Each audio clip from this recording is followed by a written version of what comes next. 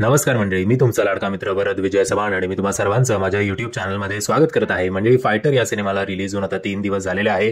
3 दिवसाचं box office collection जरा उशिरा तुमच्यासमोर मांडण्याचं कारण म्हणजे कन्फर्म आकडे यायला सुद्धा तेवढाच उशीर झाला. आणि जर कन्फर्म आकडे नसतील तर उगाच व्ह्यूज मिळवण्यासाठी लवकर व्हिडिओ पब्लिश करून काही उपयोग नव्हता, म्हणून म्हटलं जरा थांबूया, जे काही व्ह्यूज येतील ते येतील.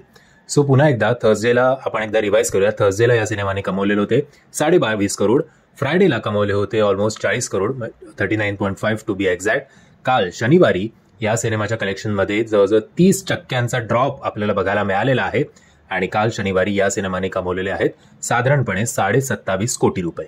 सो असं करत पहिल्या 3 दिवसाचं इंडियन बॉक्स ऑफिसवरचं नेट कलेक्शन जवळपास 90 कोटींच्या आसपास पोहोचलेलं आहे. सो चांगलं कलेक्शन आहे. मिक्स्ड रिव्ह्यूज होते फायटर या सिनेमाला, हे विसरू नका. आता आपण बघतोय वर्ल्ड वाईड आणि इंडियन ग्रॉस कलेक्शन या सिनेमाचं किती होतं ते. मगाशी मी म्हटल्याप्रमाणे इंडियन नेट कलेक्शन आहे 89.5 करोड. इंडियाचं ग्रॉस कलेक्शन आहे 107.5 करोड. सो ग्रॉस कलेक्शनमध्ये सेंचुरी कंप्लीट केलेली आहे या सिनेमाने. ओव्हरसीजमध्ये पहिल्या 3 दिवसात या सिनेमाने कमवलेले आहेत 30 कोटी रुपये. तर वर्ल्ड वाईड कलेक्शन फायटर या सिनेमाचं पहिल्या 3 दिवसाचं आहे 137.5 करोड रुपीज. सो हा सिनेमा आरामात 250 कोटींच्या लाईफ टाईम कलेक्शनकडे धाव घेताना आपल्याला दिसतोय.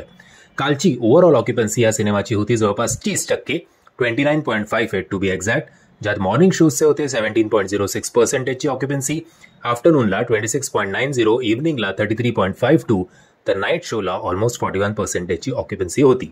आज पुन्हा एकदा संडे आहे. आज जरा ग्रोथ अपेक्षित आहे या सिनेमाकडनं. बघूया काय होतंय ते.